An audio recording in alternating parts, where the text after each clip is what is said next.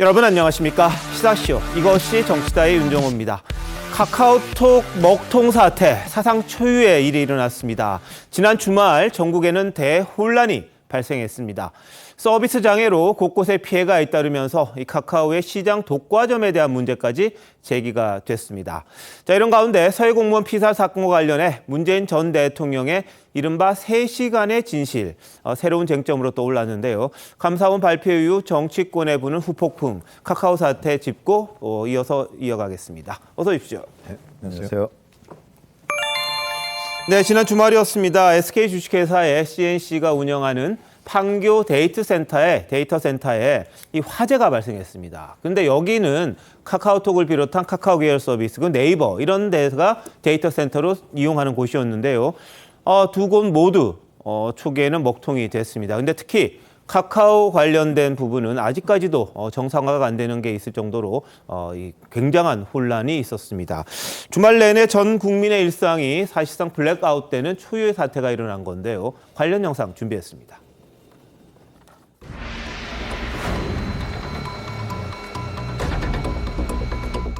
지하 3층에 데이터 배터리가 보관되어 있는 장소에서 났습니다.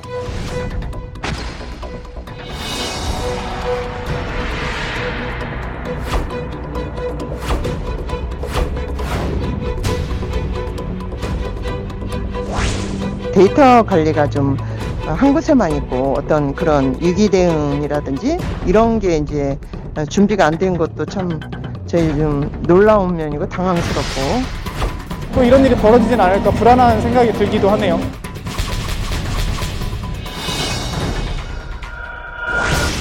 IT 강국을 자부하기가 부끄러울 정도의 취약성이 그대로 드러난 심각한 사태입니다.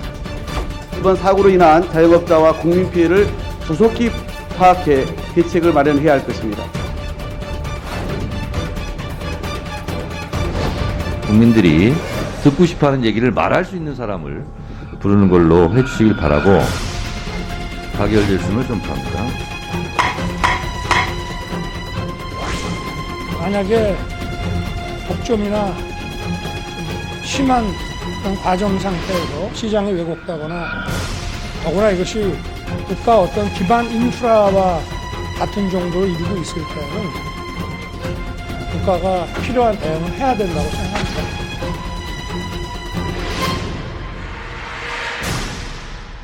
네, 독과점 문제가 이제 집중적으로 제기가 되는 그런 상황입니다. 근데 카카오 마비 상태로 인해 가지고 메시지 주고받으신 분들 많이 고생을 하셨어요. 그리고 다른 메시지 서비스로 옮겨오는 일까지 있었는데요. 자, 최훈 편장님, 네. 뭐 괜찮으셨습니까 주말에?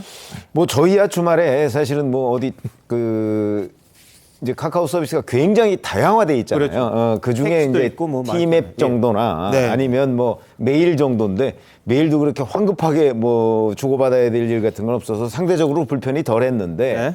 특히 이제 젊은 세대들은 이 카카오톡이나 이 관련한 여러 가지 뭐 카카오페이나 이런 거 못하면은 거의 일상생활이 마비되는 그런 그 불편을 예, 겪었다고 하더라고요. 예.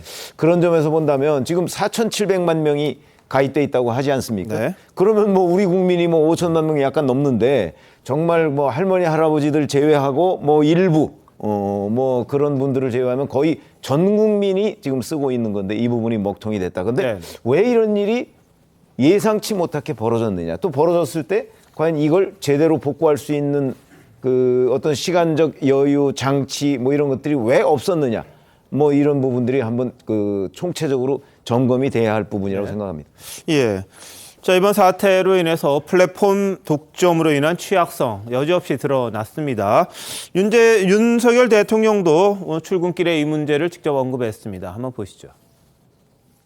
이게 민간 기업에서 운영하는 망이지만 사실상 국민들 입장에서 보면은 국가 그 기반 통신망과 다름이 없는 것이고, 저는 기업의 자율과 창의를 존중하는 자유시장 경제 사고를 저는 갖고 있습니다만은 만약에 독점이나 좀 심한 그런 과점 상태에서 시장이 왜곡되거나 더구나 이것이 국가 어떤 기반 인프라와 같은 정도를 이루고 있을 때는 저는 국민의 이익을 위해서 당연히 제도적으로 국가가 필요한 대응은 해야 된다고 생각합니다. 네, 자유경제를 강조하는 게 윤석열 정부입니다. 그런데도 불구하고 이번 사태에 대해서는 국가가 일정 부분 개입할 듯한 그런 점을 이야기를 했는데요. 정우김 전 어떻게 보셨습니까? 저는 사실 제가 안보에 관심이 많은 사람으로 바로 며칠 전에 북한에서 미사일, 전투기, 포 네. 3종으로 해가지고 도발을 감행을 해서 긴장이 지금 아직까지도 가라앉은 상태가 아닌데 네. 그런 상황에 대해서도 그렇게 별 반응을 보이지 않았던 대다수의 시민, 국민들이 이 카카오 데이터 센터의 화재로 카카오가 제공하는 많은 서비스가 중단이 되니까 거기서 느끼는 그 어떤 체감할 수 있는 그 불편함에 거의 그 유사 패닉에 가까운 그런 반응을 보였다라는 점이 상당히 놀라웠습니다. 그래서 이 소위 IT라는 것이 얼마나 지금 우리 생활에 착근하고 있는가를 알 수가 있는데요. 이제는 이러한 그 플랫폼 이런 서비스가 거의 뭐 개인 그리고 사기업이 제공하는 그런 서비스의 차원이 아니라 공공재처럼 되어 있다 보니까 대통령도 이런 것에 대한 독과점이 그 미칠 수 있는 영향에 대해서 언급하면서 국가의 어떤 대응을 지금 언급하고 있는데 독과점을 어떤 식으로 해가지고 좀 풀어낼 수 있는지 이게 이제 정부가 해야 될 그런 그 숙제가 됐고요. 또 하나는 또 북한과 연관돼가지고 또 단순한 화재로도 저렇게 서비스가 중단될 정도면은 우리나라의 이러한 그 많은 그 기관이 되는 여러 가지 그 시설들이 과연 그 테러라든지 그런 도발에 얼마나 안전한지에 대해서 또 스스로 묻지 않을 수가 없는 것이고요. 또 하나는 지금 우리나라가 전 세계에 추종을 불허하는 IT 선진국, IT 강대국이라고 그러거든요. 당장 미국이라는 나라의 교회만 가도요. 이 와이파이라든지 안 돼요. 근데 우리는 그게 다 지역지역 되고 이렇게 플랫폼이 잘 돼가지고 정말 자긍심을 느꼈는데 이런 단순한 화재에도 이런 치명적인 결함을 보여준다라는 차원에서 과연 그런 그 메이크업, 그러니까는 이런 상황이 벌어졌을 때의 그 위기 관리에 대해서 투자를 하지 않았다는 거, 관계 기업이. 이런 점에 대해서는 반드시 책임을 물어야 되는 거 아닌가 이런 생각이 들었습니다. 네, 윤 대통령이 이제 공정위를 언급했어요. 이 공정위에서 이 제도적으로 국가가 필요한 대응 해야 한다. 자, 뭐 공정위가 검토하는 걸로 안다 이렇게 이야기를 했고요. 뭐 재난 문자를 뭐 개인 기업의 일이긴 합니다만 다 또 보내는 일이 있었습니다. 그러면서 네트워크 교란은 유사시 국가안보에도 치명적인 문제를 야기한다 이런 입장이어서 사이버 안보 TF도 구성하기로 하는 정도로 이번 사태에 대한 심각성을 인지를 하고 있는 그런 모양입니다. 자, 김종욱 교수님 보실 때는 어떻습니까? 저도 이 문제는 이제 한 번 정도는 짚고 넘어가야 될 상황이 됐다고 생각을 하고요. 이유는 말씀하신 것처럼 국내 메신저 점유 카카오가 85%, 택시 호출 시장도 80%를 점유했고요. 많은 분들이 카카오를 통해서 업무를 보기도 하고 생계를 유지하는 일이 벌어지고 있어요. 그러니까 카카오라고 하는 매개체가 없게 되면 일상생활을 제대로 할 수 없는 상황까지 왔기 때문에 이 이 기업들이 저희 자체 내부에서 기업 자체의 뭐랄까요, 지배 구조를 민주화하고 있는가 이 부분부터 시작을 해야 되는데요. 이유는 뭐냐면 기업들은 대부분 이윤을 추구하려고 하겠죠. 그리고 이윤을 추구하는 과정에서 국가가 어떤 규제들을 집어넣으려고 할 때 그 규제를 막기 위해서 상당히 많은 정치적 자금들을 활용하는 경우들이 많이 있습니다. 특히 이제 구글이나 페이스북 같은 경우는 엄청난 정치적 기부금을 통해서 이런 부분들을 막아내고 있는데 구글이나 페이스북 같은 경우는 그렇다 하더라도 자기들의 어떤 자원들을 갖다가 보호하기 위해서 또 막대한 돈을 통해서 그것들을 갖다 보장하는 시스템들을 만드는데 우리 기업들은 이윤도 추구하고 규제도 피해가는 방식들을 계속 유지해 왔던 것 같고 국회나 정부가 이걸 방관하신 분들이 분명히 있다는 생각이 들어요. 그래서 저는 이번 기회에 저희 지금 얘기되고 있는 카카오 등을 비롯한 기업들의 지배 구조를 좀 민주화하는 문제, 그다음에 얼마만큼 이 데이터들을 갖다가 잘 보장할 수 있을 만큼의 시스템을 투자할 수 있을 것인가의 부분에 대해서 좀 점검할 필요가 있을 것 같고요. 그런 점검들을 통해서 좀 국민들이 조금 좀 안심하게 이런 하나의 좀 추후적인 장치들을 만드는 중요한 계기가 됐으면 좋겠습니다. 알겠습니다. 여야 정치권이 국감 중에 많이 다퉜습니다. 근데 이 문제에 있어서는 일단 한마음이 됐어요. 한몸이 돼서 현장에 가서 사고 현장에 가서 문제점들을 파악하는 그런 일이 있었습니다. 근데 오늘은 이 국정감사의 증인으로 카카오, 네이버 그리고 SK 관계자들을 출석시키느냐 여부를 놓고 좀 다툼이 있었습니다. 근데 결국 다 이 오너들이죠, 말하자면 이 그분들을 출석시키기로 했습니다. 오늘 무슨 일이 있었는지 한번 보시죠. 이 카카오 서비스가 한두 개의 서비스 장애가 아니라 거의 모든 서비스에서 장애가 발생했기 때문에 이 문제를 단순하게 실무적인 문제로 간주해서는 곤란할 것이라는 말씀을 드리고, 그런 면에서 김범수 의장의 채택이 불가피하다는 말씀을 드리겠고요. 김범수 의장을 부른다면은 네이버도 그게 여러 가지 기능 장애가 있을 거고, 그래서 네이버 이혜진 의장도 같이 부른다면 저희들은 오케이다 이렇게 분명히 말씀을 드렸고요. 이 사안에서 어쨌든 대처를 잘한 네이버의 오너와 그리고 네이버의 사장이 여기에 증인으로 출석해야 되는 부분들은 제가 이해하기가 상당히 힘듭니다. 책임과 재발 방지 대책은 SK, 카카오, 네이버 등 관련 회사의 최고 의사 결정권자가 국민 앞에 반드시 밝혀야 할 것입니다. 네, 김범수 카카오 이사회 의장, 그리고 이혜진 네이버 GIO, 그리고 SK의 최태원 회장 모두가 증인으로 채택이 됐습니다. 그만큼 국회에서도 이번 사태를 굉장히 무겁게 본다, 이렇게 볼 수 있을 것 같은데요. 자, 장윤주 변호사님, 이 사람들 나오면 좀 문제 해결에 도움이 될까요?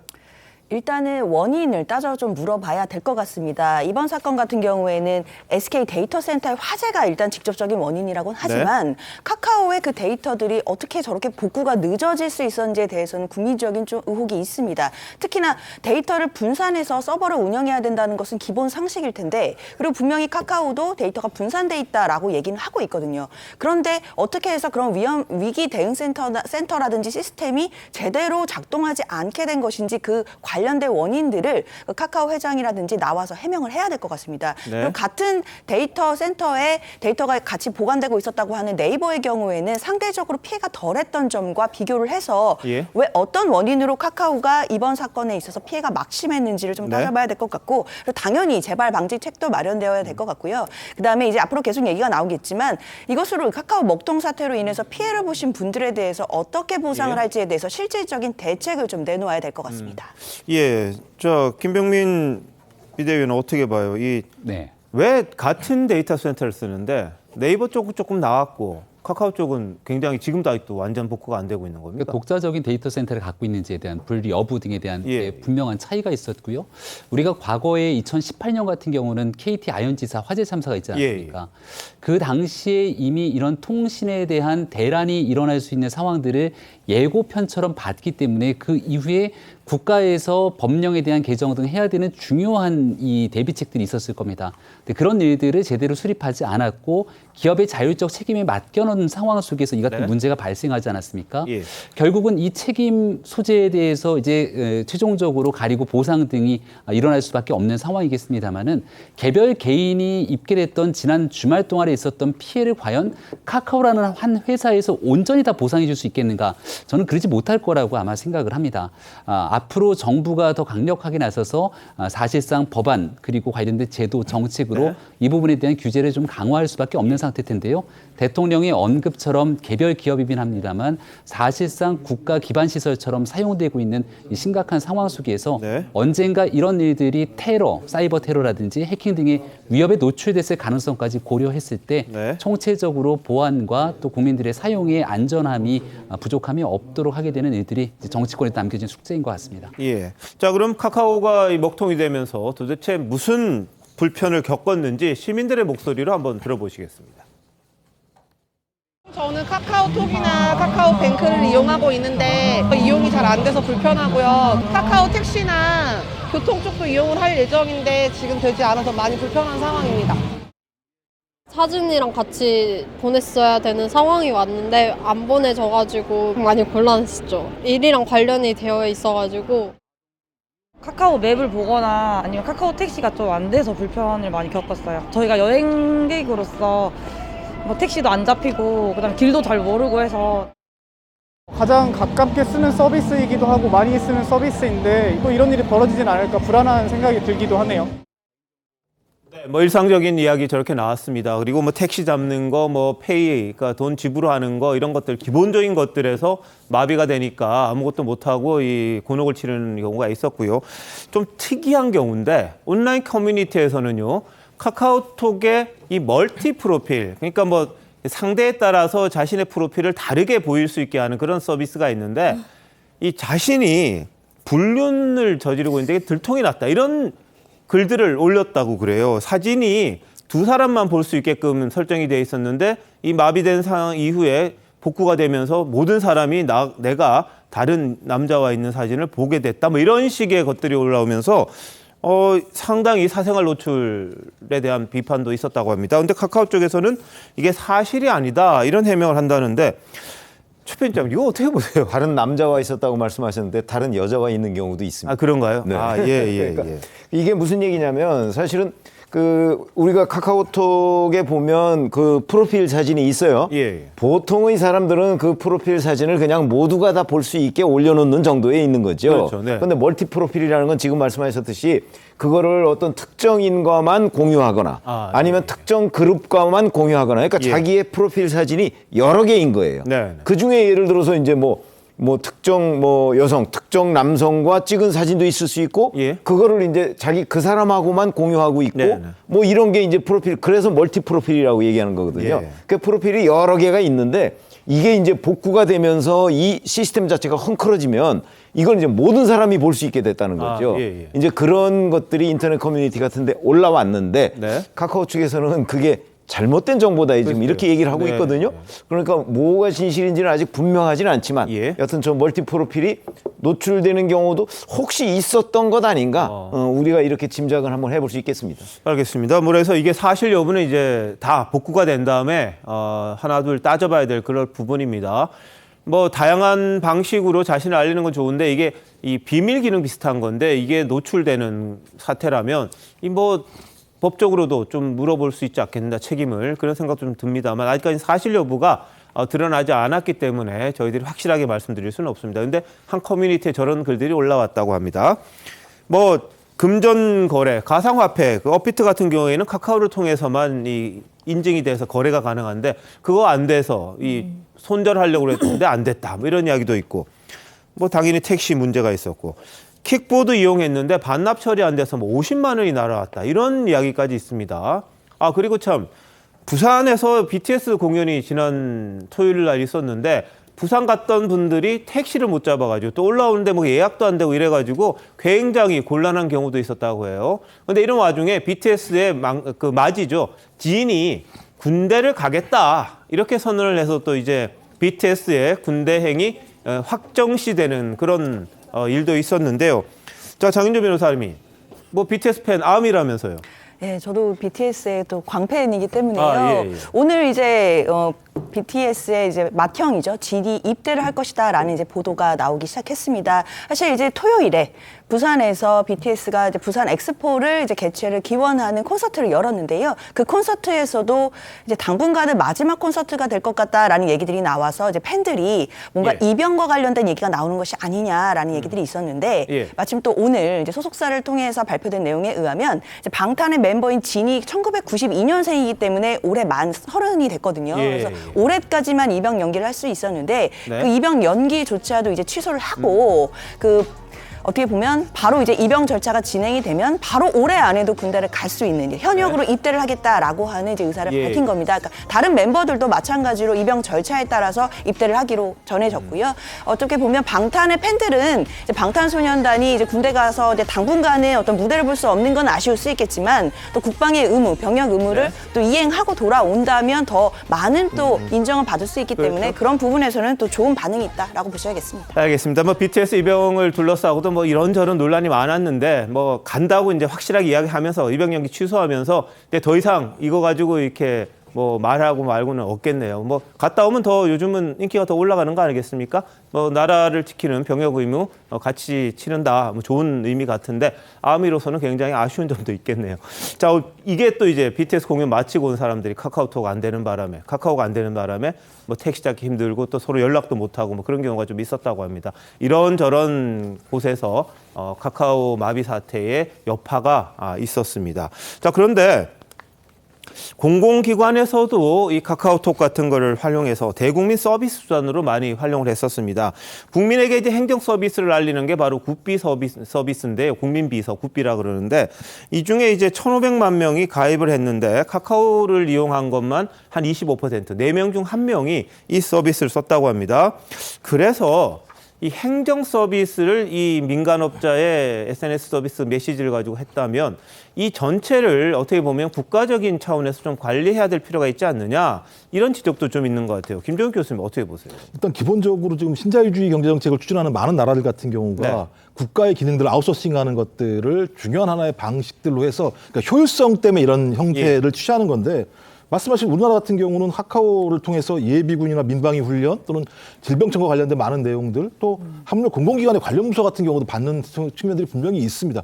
전 그렇다면 이러한 어떤 공공적인 내용들 같은 경우는 정보랑 카카오가 안정성들을 확보할 수 있는 방법들을 만들 필요가 분명히 있어요. 그러니까 효율성도 중요합니다만 저희 공공성이라고 하는 측면들은 효율성만을 판단할 수 없기 때문에 공공성과 효율성이라고 하는 두 가지의 바구니를 다 담아야 되는데 그런데 지금까지는 오히려 정부가 좀 효율성이라는 측면에 방점을 둔 측면이 있는 것 같다.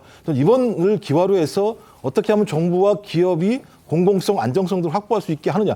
그래야 국민들이 이거 사용하지 않겠습니까? 그러니까 국민들은 불안에 떨고 있고 만약에 가장 중요한 순간에 어떤 문서를 갖다가 공공문서를 받아야 되는데 그것을 못 받게 되면 상당히 중요한 차질을 받을 수밖에 없게 되는 것이고 특히 대한민국 남성 같은 경우는 예비군 민방위란 만약에 통보 못 받아가지고 못 가게 되면 큰 문제가 발생하였으면 다양한 문제가 있겠습니다만 문제가 있기 때문에 저는 이 부분과 관련해서는 말씀하신 것처럼 정부가 어디까지 기업에게 이런 부분들을 아웃소싱 할 것인가 또 아웃소싱 했을 때 어떤 방식을 통해서 효율성에 결합될 수 있는 안정성, 공공성을 확보할 것인가라고 하는 부분들에 대해서도 좀 국회 차원에서 철저하게 좀 검증을 할 필요가 분명히 있을 것 같고요.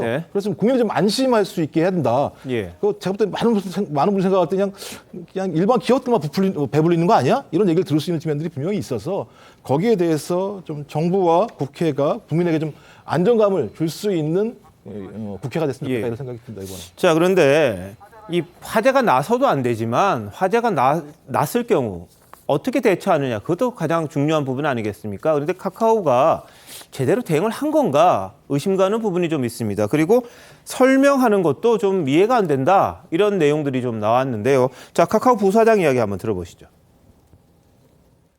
어쨌든 저희가 할 수 있는 최대한의 어떤 그런 예상 그러니까 리스크 시나리오를 세우고 준비했다고 생각했으나 이렇게 그러니까 화재라는 것은 워낙 예상할 수 없는 그런 사고였기 때문에 그런 부분에 대해서까지는 저희가 그러니까 화재가 나서 서버 전체가 내려가는 이런 부분까지는 조금 대비가 부족했던 게 아닌가.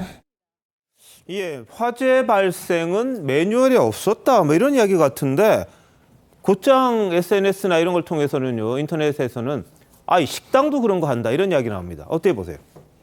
아니 화재에 대한 걸 재난으로 예상하지 못했다는 말을 들으면서 과거에 술을 마셨지만 음주운전하지 않았다 등에 대한 망언급, 역대급 망언으로 기록되지 않겠는가 이런 얘기들까지 나올 정도 아니겠습니까? 일단 카카오가 보여줬던 이 부실한 대응에 대해서 많은 국민들, 특히 이용객들이 분노하고 있는 상황이기 때문에 이럴 때 해당 회사의 책임 있는 관계자가 제대로 대응하지 못하게 된다면 떠나간 고객들로 인해서 그 회사에 미치는 타격이 이제 클 수밖에 없다 이렇게 얘기 드리고요. 이 재난에 관련된 얘기로 이제 비춰볼 수 있을 텐데 우리가 통상적으로 재난 및 안전관리 기본법에 따르면 재난을 자연재난과 사회재난으로 구분합니다. 근데 이 사건이 있고 나서 오늘 하루 종일 디지털 재난이라고 하는 신종 재난에 대해서 우리가 어떻게 바라봐야 되는가에 대한 고민들을 계속 하게 되거든요. 해당 사건에 대해서 우리가 사회재난으로 볼 수 있는 화재라든지 기본 재난에 대비해서 대응책 매뉴얼을 가져와야 되는 건 기본인 상황이었고요. 그걸 안 해왔던 건데 여기에 한 단계 더 나가서 디지털 재난처럼 이 같은 플랫폼이 마비가 됐을 때 미치는 효과, 파급력, 여기에 대해서 또 추가적으로 어떻게 대응할 건지에 대한 2차, 3차 대응 매뉴얼까지 가지고 있어야 국민들과 고객들이 안심을 할 수 있는 겁니다.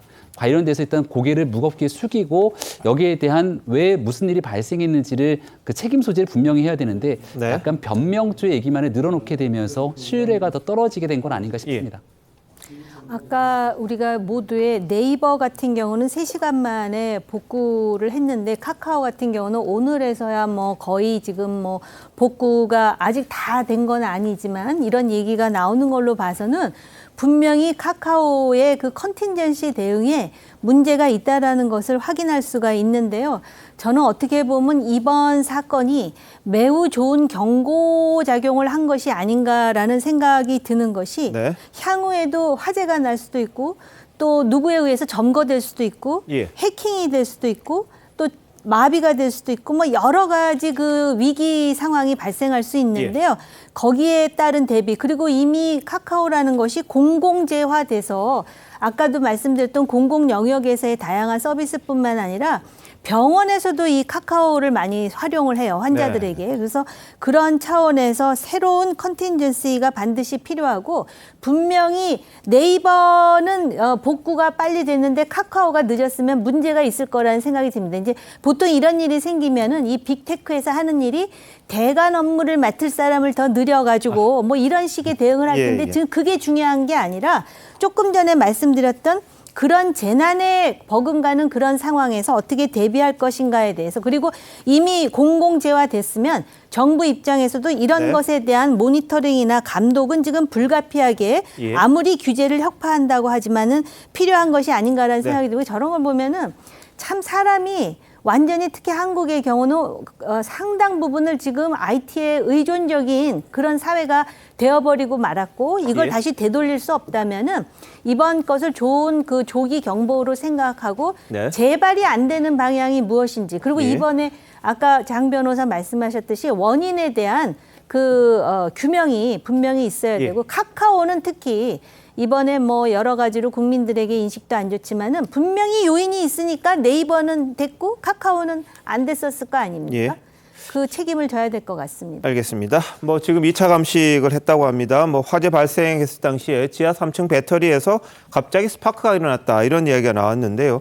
정확한 내용 나오는 대로 저희들이 또 후속 보도 이어가도록 하겠습니다.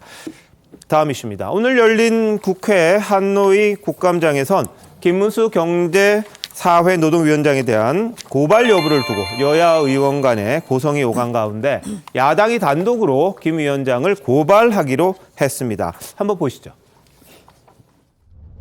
김문수 증인에 대한 국회 모욕죄는 위증죄에 대한 의결이 필요합니다. 우리 대한민국 국회가 또 환경노동위원회가 좀 본질에 더 집중했으면 좋겠다는 생각을 합니다. 일하는 국회가 되자고 이제 했지 않습니까? 그런데 지금 이 모습은 국민들에게 일하는 국회인가? 김문수 위원장의 고발건은 이건 얼렁뚱땅 넘어갈 일이 결코 아니라고 봅니다. 도를 넘어도 한참 도를 넘었습니다. 사과하고 몇 시간 뒤에 밖에 나가서는 나 생각 바뀐 게 없다. 이거는 그냥 둘 수 없다고 봅니다. 엄정하게 국회법대로 처리하는 게 맞다. 김문수 경산노위 위원장이 언제 국회를 갖다가 모욕했습니까? 여러분들께서 묻지 않았습니까? 이건 자기 신념입니다. 양심의 자유입니다. 생각을 물어서 답변한 것이고요. 이게 뭐가 문제입니까? 국정감사를 하고 있는 의원에게 수령에게 충성한다라는 말 자체는 간첩으로 보는 거잖아요. 국회의원이 간첩이라뇨? 이게 말이 됩니까? 그럼 저를 뽑아주신 지역구 국회의원님은 뭐가 됩니까? 의원님, 제 이야기를 하고 있어요, 의원님. 저는 참 염치가 없다고 생각을 하는데요. 통상에 이 정도라면 집권 여당이나 대통령이 그 책임을 지고 사과를 하든지 수습을 해야 된다고 생각을 합니다. 이거 지난번 상임위에서 양간사들끼리 얘기해서 답을 내기로 한 거 아니겠습니까? 그 뭐야 이게 시간 끌기야 이게 뭐 하는 거야 이게 국감장에서 청문회가 아니지 않습니까? 위원장도 사과를 했어요. 그럼 계속 그거 가지고 자 어떻게 보셨어요 이 부분 고발까지 해야 되는 겁니까 어떻습니까? 글쎄 기본적으로는 지금 국정감사입니다. 국정감사에서는 경사노위의 그 업무에 관한 그 김문수 위원장의 뭐 예를 들어서 전문 지식 여부, 그다음에 입장 뭐 이런 거를 들어야 되는데 지금 완전히 인사청문회처럼 돼 있죠. 그래서 이제 과거에 어떤 발언을 했다 이것이 뭐 문제다. 또 그 부분에 관해서 해명을 하는 과정에서 뭐 국회를 모욕했다. 또 특정 국회의원을 모욕했다. 뭐 이런 논란이거든요. 저는 어떻게 보냐면 사실 이게 인사청문회가 아닌 이상 이런 문제 가지고 그 환경노동위원회 국정감사에서 저렇게 왈가왈부할 문제는 아니고 정말 네. 국회가 이건 그 모욕에 해당해서 참을 수가 없다고 생각한다면 예. 국회는 국회가 가진 권한을 행사해서 뭐 그 부분에 관해서 뭐 고발을 하든 고소를 하든 예. 이렇게 하면 되는 것이고 네. 그다음에 뭐 국민의힘은 국민의힘대로 이게 뭐 사상의 자유다 뭐 또는 이게 뭐 무슨 사상 검증이냐 지금 이렇게 반론을 펴고 있는 건 아닙니까? 예.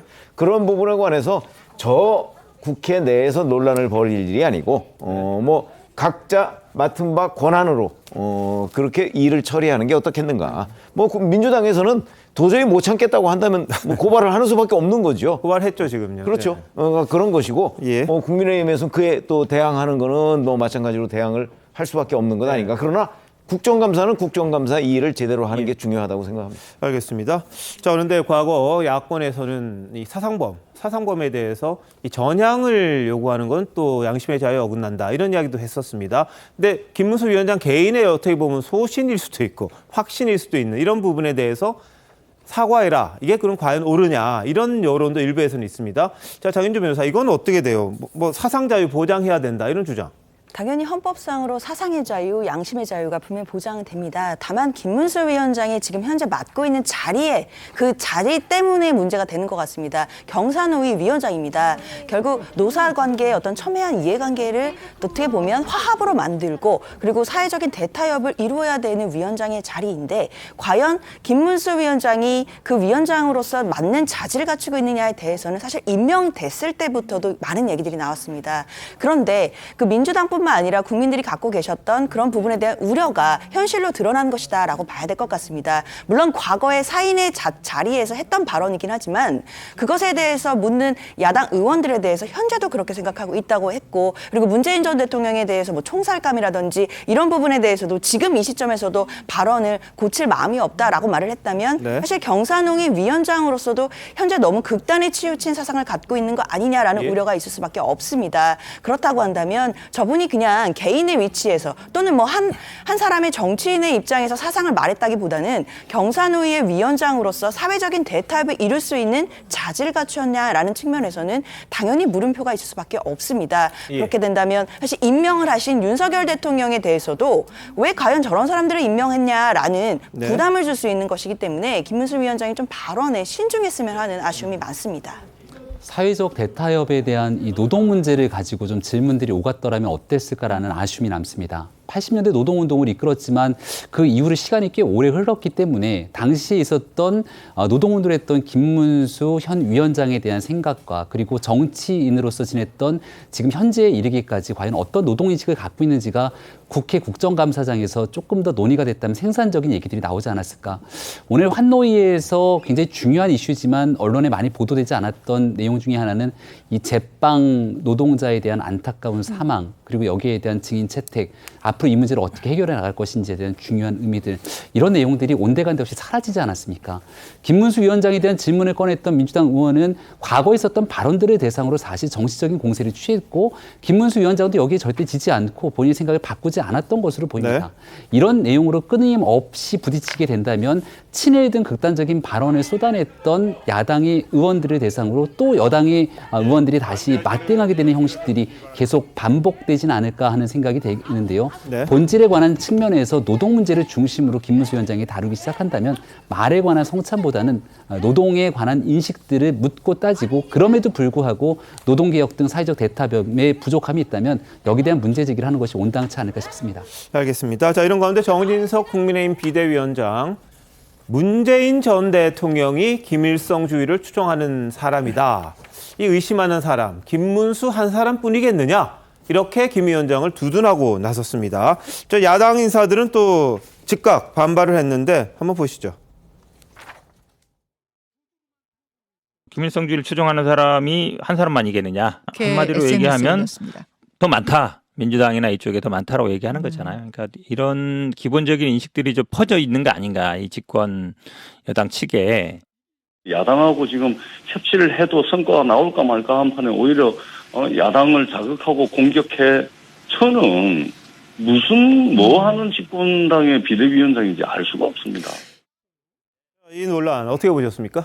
일단 전 기본적으로 김문수 위원장 문제와 관련해서 말씀하신 것처럼 논란이 됐습니다만 거기서 일정하게 정리가 될 거라는 생각을 했었는데 정진석 비대위원장께서 뭐 조만간 그만두시겠습니다만 국회 부의장이기도 하세요. 아직까지는.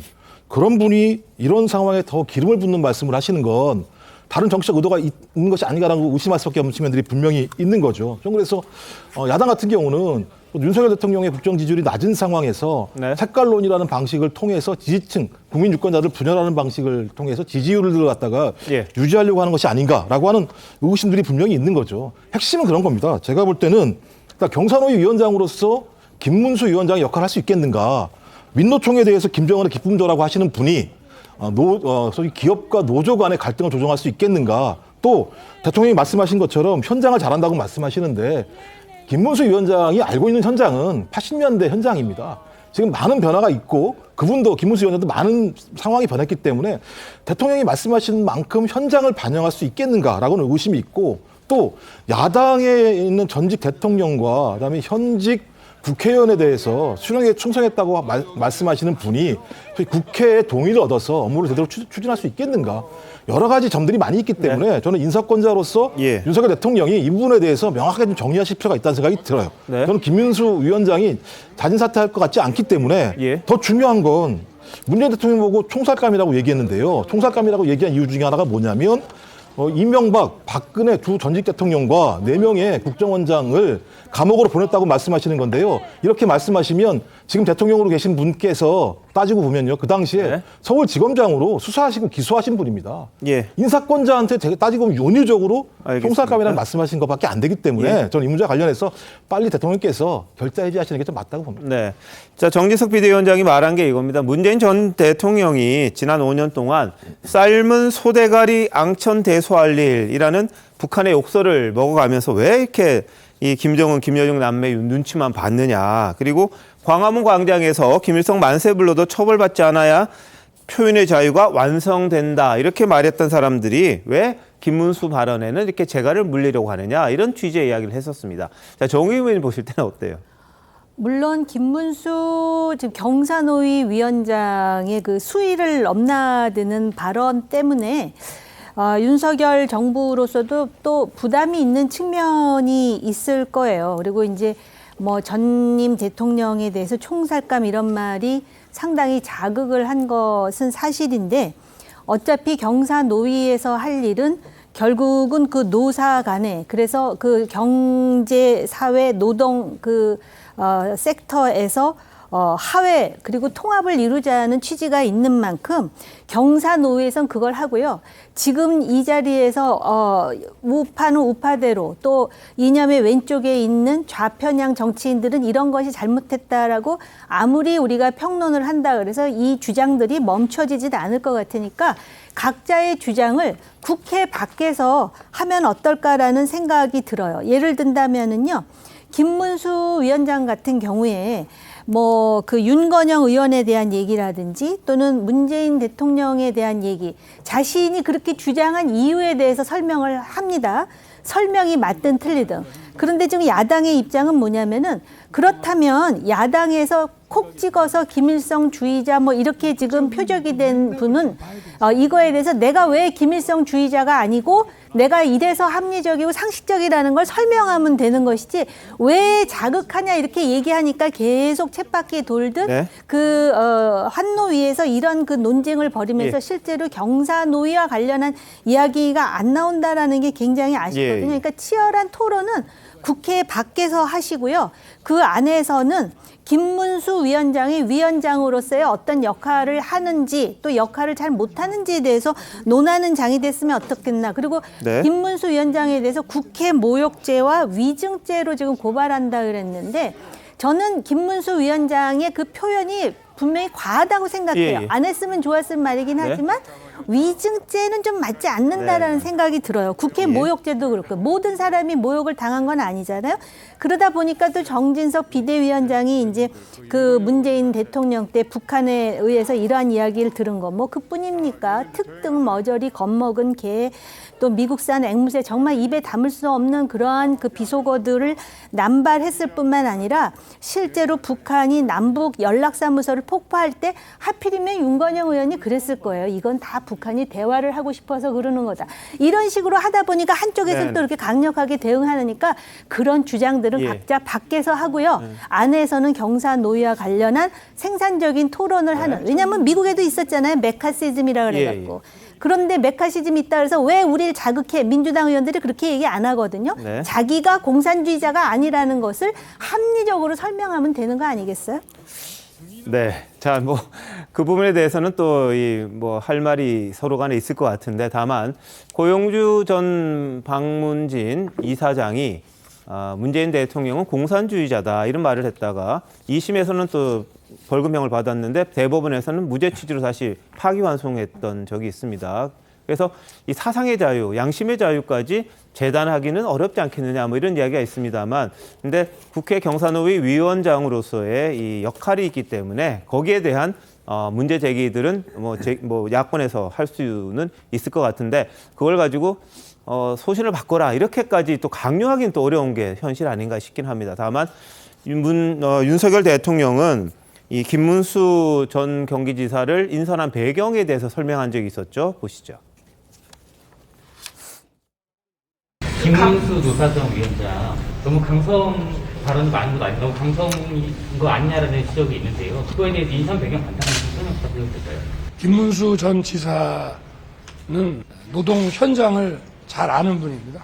제도나 이론에 대해서 해박하신 분도 많이 있습니다만은 그분은 70년대 말 80년대 실제로 우리 노동 현장을 뛴 분이기 때문에 진영에 관계없이 많은 노동운동가들과 또 서로 네트워크도 가지고 있고 현장을 잘 아는 분이기 때문에 다른 거 고려하지 않고 현장을 가장 잘 안다고 판단해서 인선을 하게 됐습니다.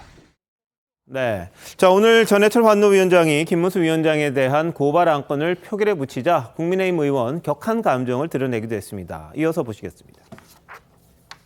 모욕적인 언어로 국회 권위를 훼손하였고 허위 진술로 위증을 한 김문수 경제사회 노동위원장을 검찰에 고발하는 건에 대하여 위원님들 간 이견이 있으므로 표결할 것을 선포합니다.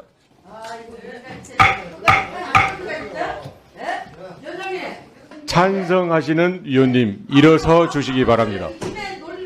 아니 신정국 그 사람이 네, 앉으셔도 되고요. 반대하시는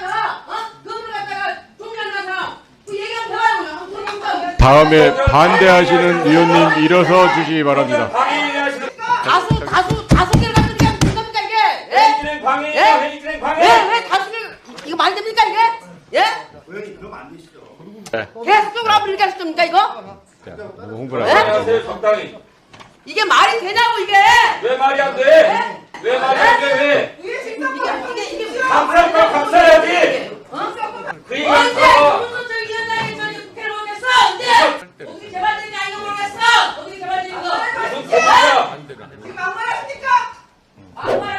찬성 10인, 반대 의견은 없고요.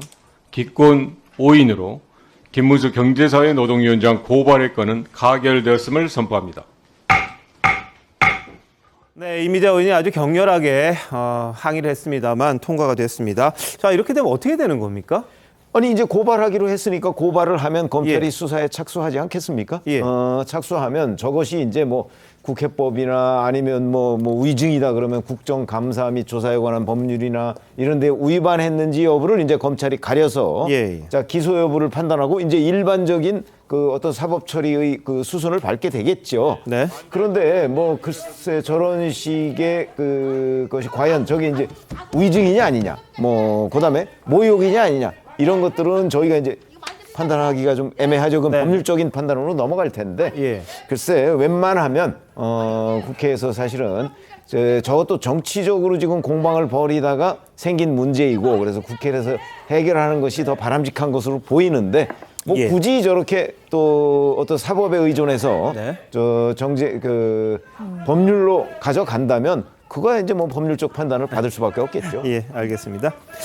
최근 들어서 이제 정치로 해결해야 될 것들이 너무 지나치게 이 사법적 영역으로 많이 가져간다는 그런 주장들도 나오고 있는데요. 자, 뭐 김문수 위원장은 그만둘 일은 없을 것 같고 국회에서 고발하는 거 어떻게 처리될지는 또 지켜보도록 하겠습니다. 자, 한편 아동 성범죄자 김근식 출소를 하루 앞두고 또 다른 성범죄 혐의로 구속이 됐습니다. 앞서 한동훈 법무부 장관은 출소를 앞둔 김근식과 관련해서 치료가 안 된 범죄자가 활보해서는 안 된다 이런 말을 한 적이 있었죠. 한번 보시죠. 최근에 잔혹한 아동 성범죄를 반복하여 저지른 김근식과 같은 성범죄자들이 출소 이후에도 우리 이웃을 활보하면서 다시 재범하지 않을까 국민들의 우려가 매우 높습니다. 저도 그렇습니다. 저는 적어도 소아기호증이 명백하고 치료가 안 된 아동 성범죄자가 사회를 활보해서는 안 된다고 생각합니다. 예방책만으로 모든 범죄를 다 예방할 수는 없습니다. 그게 우리 현실 세계 아니겠습니까? 그렇지만 정부가 이런 정도로까지도 아주 강력하고 할 수 있는 거 다 하고 있다라는 메시지를 본인한테 주는 건 굉장히 큰 효과가 있습니다. 술 먹고 깽판 치는 사람들이 조폭한테는 시비 안 걸잖아요. 그러니까 중요한 건 우리가 가만히 있지 않겠다는 어떤 의지를 정확하게 그런 분들에게 보여주는 것은 저는 필요하고 실효성이 있다고 생각합니다. 네, 자 한동훈 장관이 이야기했듯이 활발하게 해서는 안 된다 그랬는데 실제로 이제 그렇게 됐어요. 무슨 일이 있었는지 한번 보여드리겠습니다. 자, 출소 전날 다시 구속 어떻게 됐을까? 자, 2006년에 김근식은 출소한 다음에 4개월간 미성년자 11명을 성폭행했습니다. 그래서 징역 15년형을 받았어요. 그러니까 이제 2022년에 나오는 거. 2020년 12월에 A 씨가 당시에 있었던 피해 사실을 이제 경찰이 신고를 합니다. 그러니까 한 14년 만에 그때 자신이 당했던 피해 사실을 경찰에 신고를 하는 거죠. 근데 지난해 7월에 검찰에 사건을 송치를 합니다. 경찰이. 그리고 지난 15일에 검찰은 자 출소 전날 구속영장을 청구를 합니다. 그때 법원이 아주 빠르게 발빠르게 어제죠. 김근식 출소 11시간을 앞두고 영장을 발부했고 다시 구속이 된 겁니다.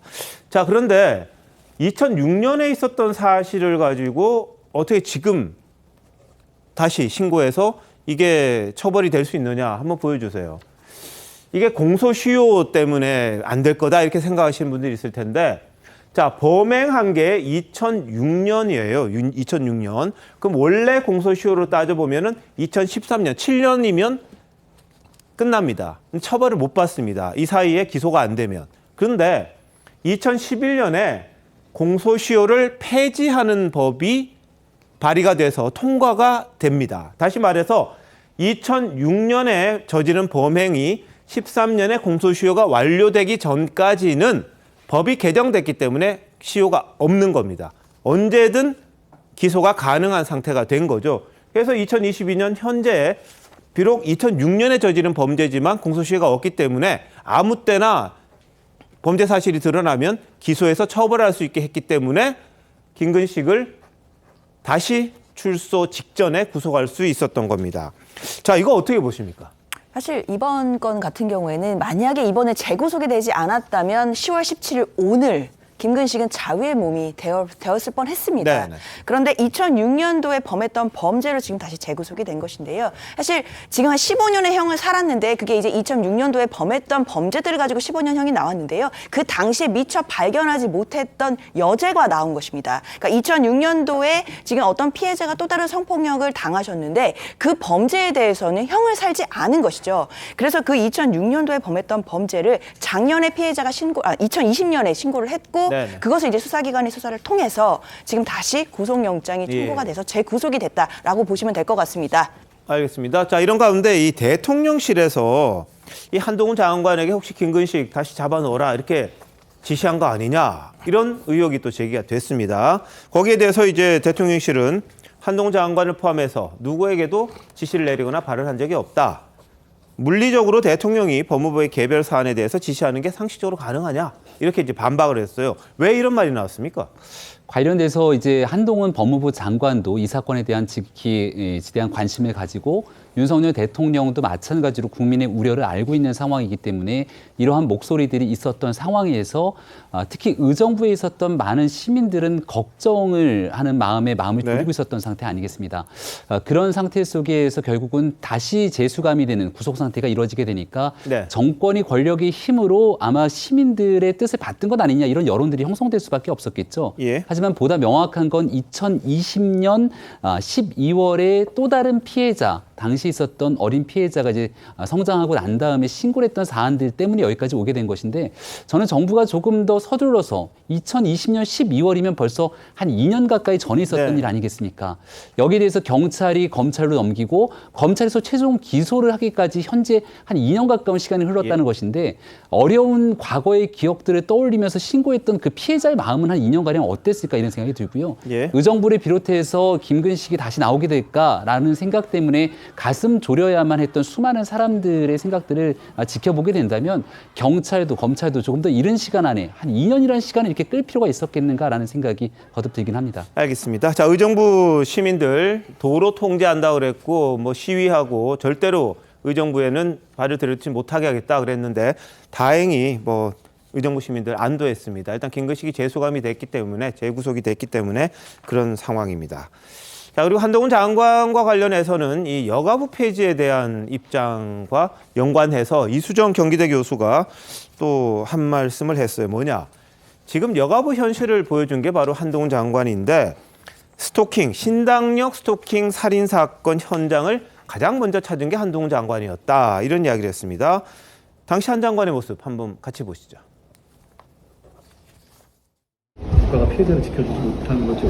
거기에 대해서 대단히 안타깝게 생각하고 할 수 있는 게 좀 찾아서 하겠다는 말씀입니다. 그런 상황에서 지금 이 공간에서 피해자가 가장 가까운 연령대 여성으로서 또 안 믿으실 수도 있겠지만 조금 고마운 마음이 들기도 했습니다. 공직자가 할 일은 애통해야 할 문제가 아니라 뭔가 이 기회로 달라지는 것을 보여줘야 한다고 생각합니다. 이 사건, 신당역 사건 이전과 이후를 분명히 나눌 수 있다라고 나중에 말할 수 있도록 저희 입장에서 파격적인 조치를 준비해 보겠습니다.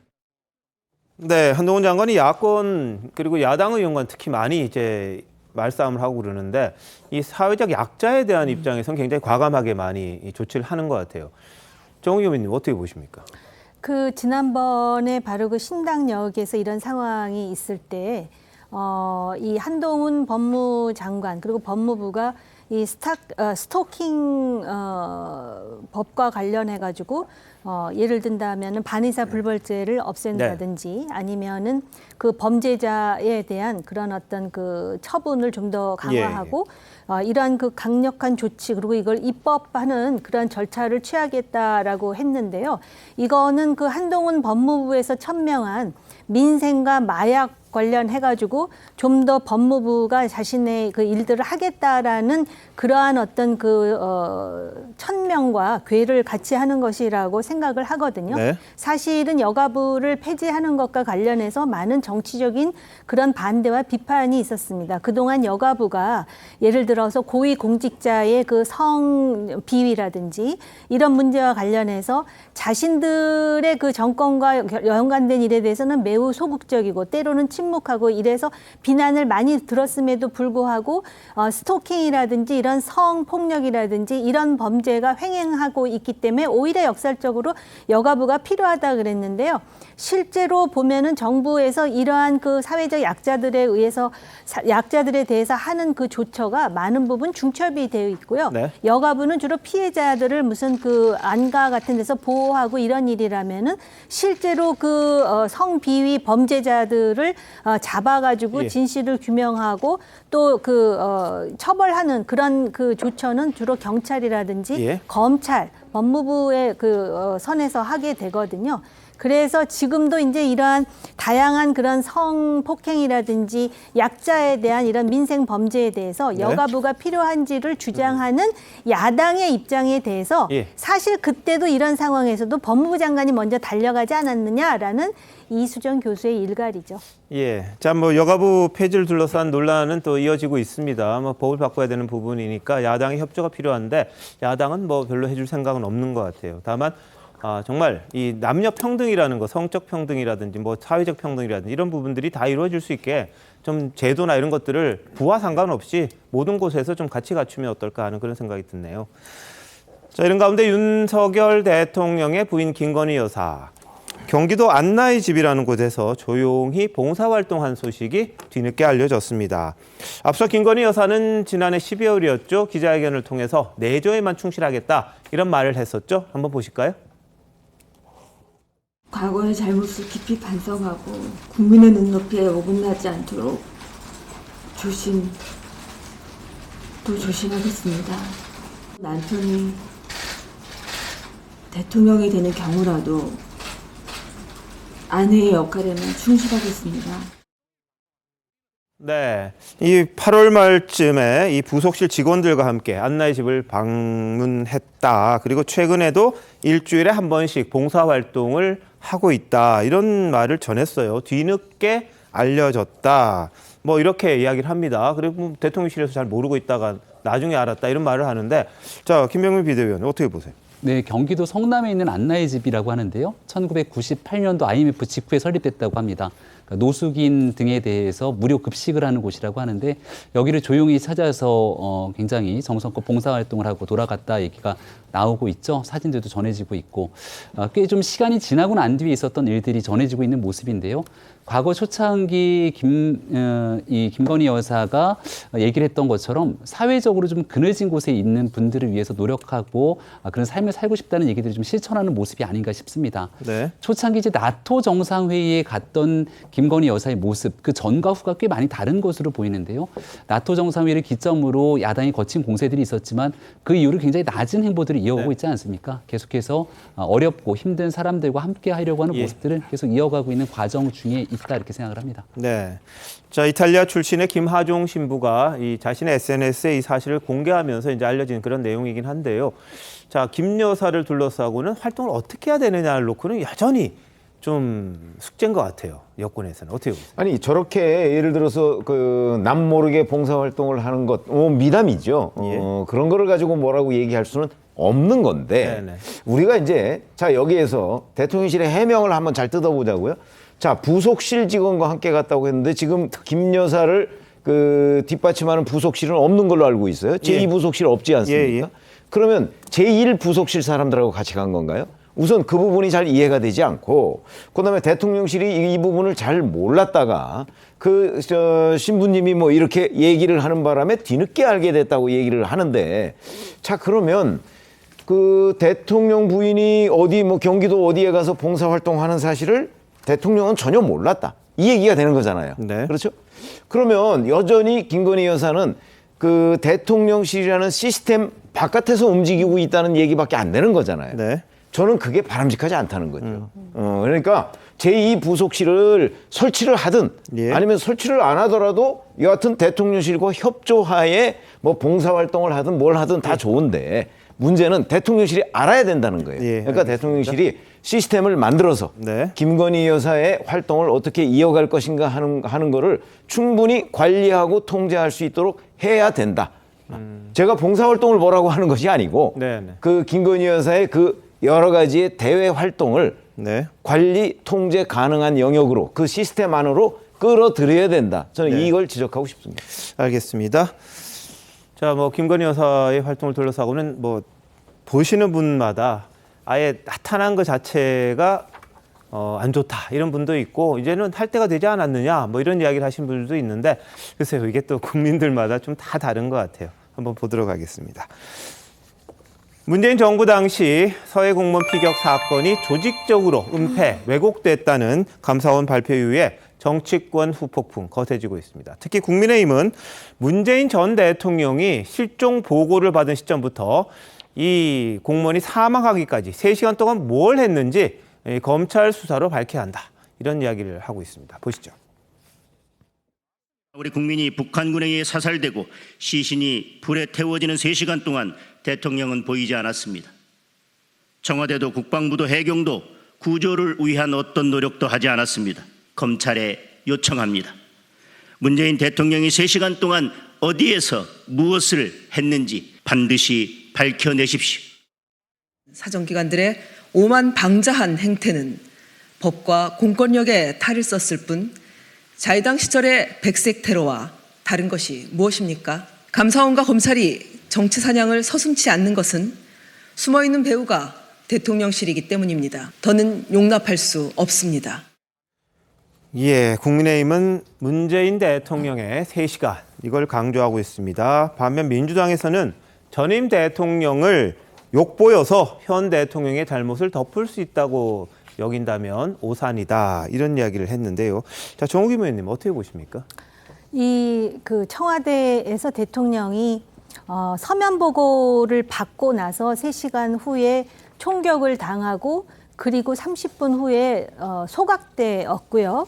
그리고 나서 그날 새벽에 1시에 대통령 빠진 관계장관 회의를 했습니다.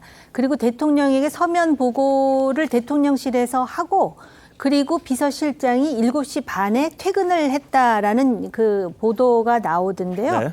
국민들은 대통령은 이 위기 엄중한 상황에서 국민이 지금 생사의 기로에 있는 상황에서 뭘 했는지 알 권리가 있어요. 그리고 그것에 대한 명백한 전례가 있잖아요. 세월호 7시간 동안 뭘 했느냐. 근데 좀 오해는 하지 마십시오. 야당이 그러니까는 과거에 야당 시절부터 대통령에 대해서 세월호 7시간을 가지고 문제를 제기했기 때문에 지금 3시간을 갖고 문제를 제기하는 것이 아니라 네. 그때도 대통령이 7시간 동안 뭘 했는지가 그렇게 중요해가지고 그거를 규명하는데 많은 정치적 에너지를 쏟지 않았습니까? 네. 같은 논리로 지금도 대통령께서는 과거에 문재인 정부는 그런 서면 보고를 받고 어떤 지시를 내렸는지에 대해서 네. 분명히 규명할 필요가 있습니다. 이게 무슨 그 무례한 지시라든지 안타까운 일이 아니라는 말씀이고요. 단지 이제 이 지금 그 야당에서 무슨 뭐 사정기관의 오만이다 이런 주장을 하는데 어떻게 보면 그런 빌미를 감사원에서 제공한 측면이 있어요. 하필이면 왜 감사원 사무총장과 그다음에 대통령실의 국정기획수석 간에 왜 메시지를 가지고 소통하는지 저도 좀 이해가 안 가거든요. 그러니까 그런 그 자꾸 사례가 나오면은 마치 또 절차가 오염된 것 같은 네. 그런 이미지 구축을 또 야당에선 하려 하지 않겠습니까? 진실은 진실대로 규명하고 또 그런 부분에 대해서도 야당뿐만 아니라 그것에 대해서 문제가 있다라고 생각하는 국민들에게도 설명하는 그런 자세들이 필요하지 않은가 싶어요. 알겠습니다. 자, 이종섭 현 국방장관은 지난 5일 이렇게 이야기를 했습니다. 2020년 9월 구조 지시는 당시 없었다. 한번 보시죠.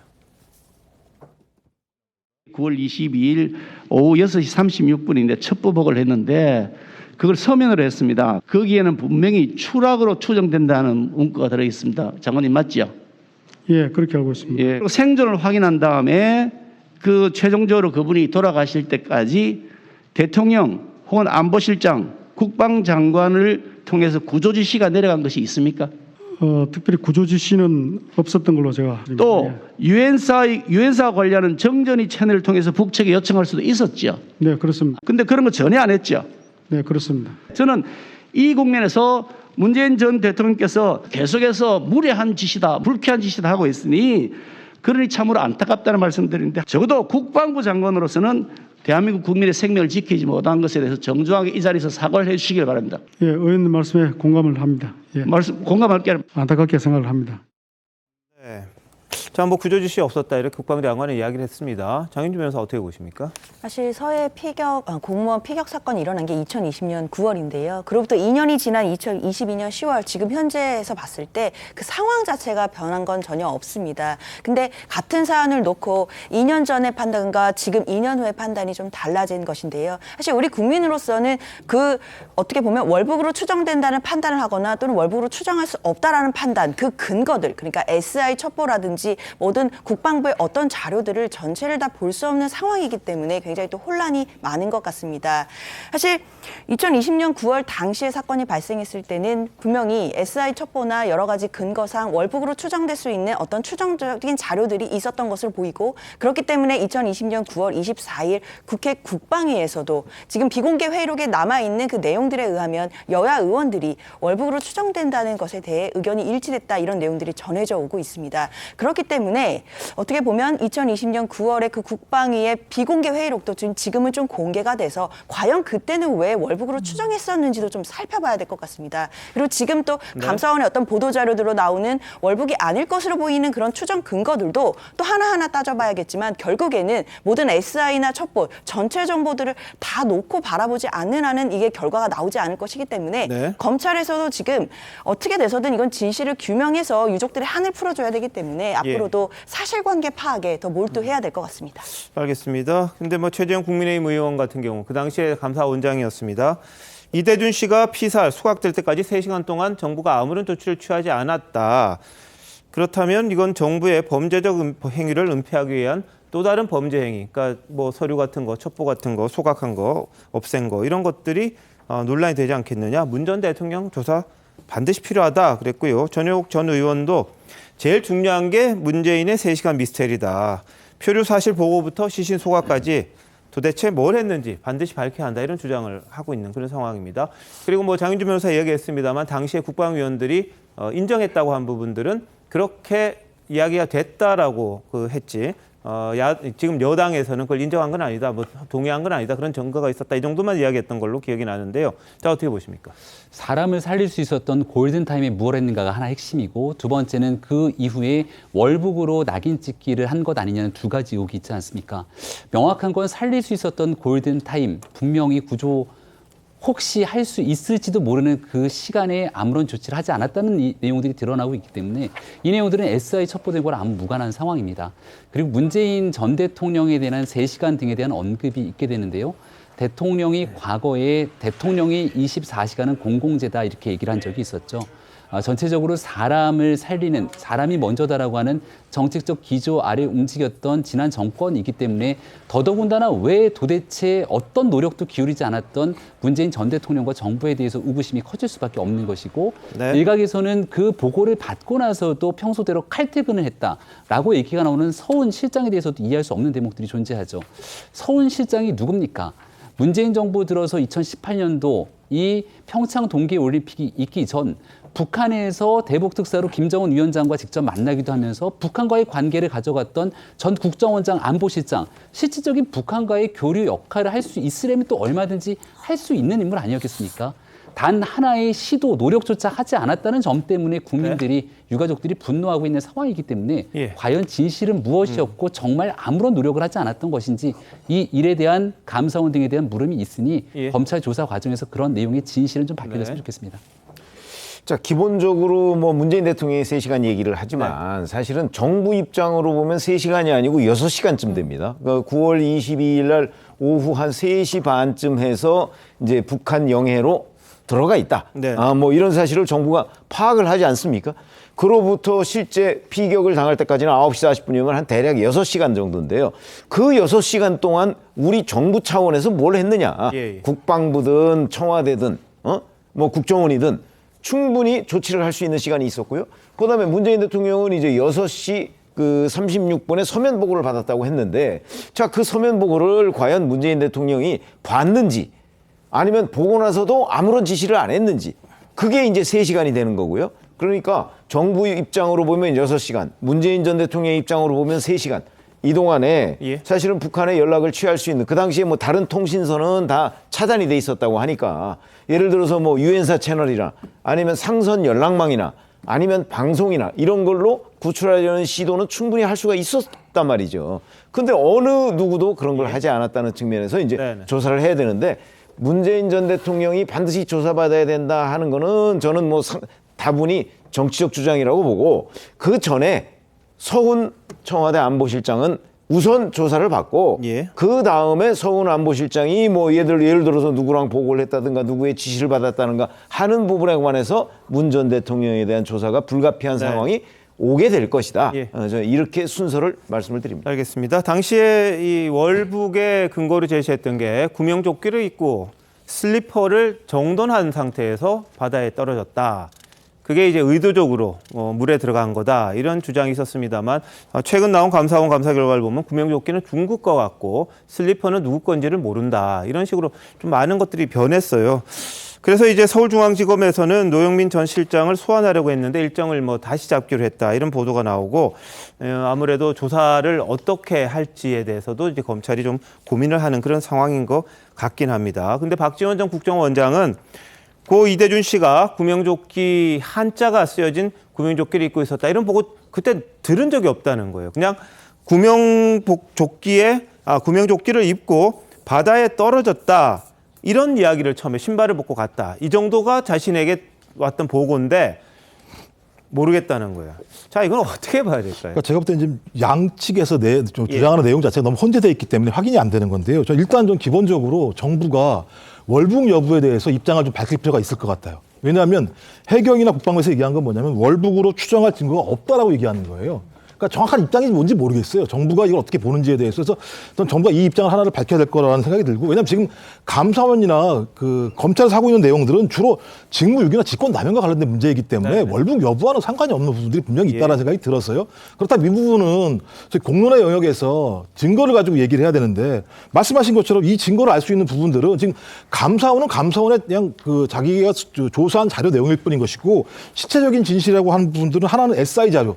그러니까 그 당시에 어떤 상황이 벌어졌는지에 대한 정보를 확보할 수 있는 방법은 제가 SI 자료밖에 없다는 생각이 들기 때문에 이 자료가 공개가 되지 않았을 때 나오는 많은 내용들은 추정의 가능성이 되게 높다는 거 하나하고 또 하나는 조치사항과 관련해서 대통령 기록물, 이거 어쨌든 검찰은 가지고 있습니다만 국민들은 이제 모르고 있는 거죠. 검찰은 압수수색을 해서. 그럼 대통령 기록물과 관련해서 어떤 보고와 지시가 이루어졌는지에 대한 절차가 확인돼야 될 것 같고, 이 절차에도 불구하고 마지막 아까 장 변호사님 말씀하신 것처럼 국방위에서의 비공개 회의, 왜 그전에는 월북에 대한 논란이 많았다고 넘어가는지에 대한 이런 내용들을 좀 공론의 장에서 얘기할 필요가 있다는 생각이 들어요. 안 그렇게 되면 서로가 필요한 소스와 내용들만 가지고 정쟁을 벌이기 때문에 국민들은 알 수 없는 측면이 있기 때문에 좀 빨리 좀 이런 내용들을 공개했으면 좋겠다, 이런 말씀을 드리고 싶습니다. 감사원 자료가 지금 검찰로 넘어가가지고 검찰이 조사한 자료하고 지금 비교 분석을 하고 있다고 하니까 결론이 나올 거고, 저는 짧게 하겠습니다. 딴 거보다도요. 일단 아까도 말씀드렸듯이 지금 대통령실의 안보실장이 6시 30분경에 대통령에게 서면 보고를 하고 7시 30분에 칼퇴근을 했습니다. 그리고 그날 저녁에 소각당해서 완전히 죽었는데 그 다음 날, 그러니까는 2020년 9월 23일 새벽 1시에 회의를 하잖아요. 관계장관 회의. 대통령은 그때 없었고요. 그리고 1시 30분에 유엔에서의 연설이 공개가 됩니다. 종전하자는 거잖아요. 그리고 나서 가장 중요한 건 뭐냐면 3시에, 새벽 3시에 그 자료를 폐기하라 해갖고 자료가 폐기가 돼요. 왜 그 자료가 그렇게 급하게 새벽 3시에 폐기되어야 됐는지에 대해서는 반드시 설명이 필요하고요. 7시간 소통 자료, 여기에 월북이라는 말은 완전히 그 피해자가 지쳐서 한 번 나왔고 애초에 초기 보고서에서는 추락돼서 표류하다 간 것 같다로 돼 있다라는 거. 이거는 알겠습니다. 사실입니다. 네. 자, 검사원 결과가 나와 있는데 그것도 검증이 돼야 될 부분이 있습니다. 근데 검찰 수사로 이제 많은 부분이 밝혀질 것 같은데 좀 보겠습니다. 자, 이런 가운데 이재명 대표가 방산 주식 산 게 논란이 됐지 않습니까? 그런데 이걸 다 처분을 했죠. 별다른 해명은 없었습니다. 그런데 오늘 민주당의 전재수 의원이 좀 실망스럽다, 이런 이야기를 했습니다. 보시죠. 대통령 선거 진 것은 이재명 대표 개인이 진 것이 아닙니다. 민주당이 진 것이고 민주당을 지지했던 1,600만 명이 넘는 국민들이 진 겁니다. 그래서 지지했던 숱하게 많은 사람들이 뉴스도 못 보고, 말하자면 이게 널브러져 있는데 이게 혼자 산 거죠. 정신 차리고 주식 거래를 한다. 물론 주식 거래 할 수 있죠. 그러나 지지자들을 생각을 한다면 극히 개인적 이익, 개인적 사익에 해당하는 주식 거래는 지지했던 사람들에게 좀 실망스러운 측면이 분명히 있다. 네, 자, 이 대표는 이게 보궐선거 출마 결정 전이었고 이 국방위 활동과 무관하다 일단 이야기는 했습니다만 지난 4월 말 5월 초 김남국 민주당 의원은 이재명 대표가 정책 공부를 하고 있다 그랬거든요. 한번 보시죠. 두문분출하시고 객기에 계시는데 고민을 많이 하고 계시는 것이 아닌가. 공부하고 계시고 갯딸들과 소통하고 계시고 책 읽고 이런 거에만 집중하고 계시거든요. 그래서 네. 심심하시냐 그러면 심심할 게 하나도 없다. 정책 공부하시고 책 보고 이렇게 하고 계셔서. 네. 자, 전재수 의원은 좀 실망스럽다 그랬는데 김남국 의원은 정책 공부하고 있었다 이렇게 이야기를 합니다. 어떻게 보셨습니까? 네, 정책 공부뿐 아니라 주식 증시창도 뭐 많이 열심히 보고 있었던 것으로 보이지 않을까 싶은데요. 제일 중요한 건 개인적 이익, 결국은 본인의 보궐선거 출마부터 당대표 선거 출마에 이르기까지 모든 일들이 결국 이 대표 본인 개인을 위한 일이 아니었겠는가라고 하는 지적도 저 비판 안에는 애주로 표현되어 있다고 생각합니다. 알겠습니다. 전 의원이 왜 그랬을까요? 사실 보시는 분들에 따라 뭐 평가는 다 다르시겠지만요. 일단 이재명 대표가 예전부터 주식 투자를 오래 해왔음은 다 알려진 사실이거든요. 그래서 사실 이게 대선 이후에 뭐 어떤 시기적인 것이나 이런 정치적인 의미 이런 거 없이 그냥 개인적인 주식 투자를 했던 것 같은데 이 부분에 대한 여러 가지 평가가 있을 수 있다는 점도 뭐 당연히 이해가 됩니다. 알겠습니다. 잠시만요. 대한민국 이슈의 중심, 스타쇼 이것이 정치다. 여기까지입니다. 내일 다시 찾아뵙겠습니다. 고맙습니다.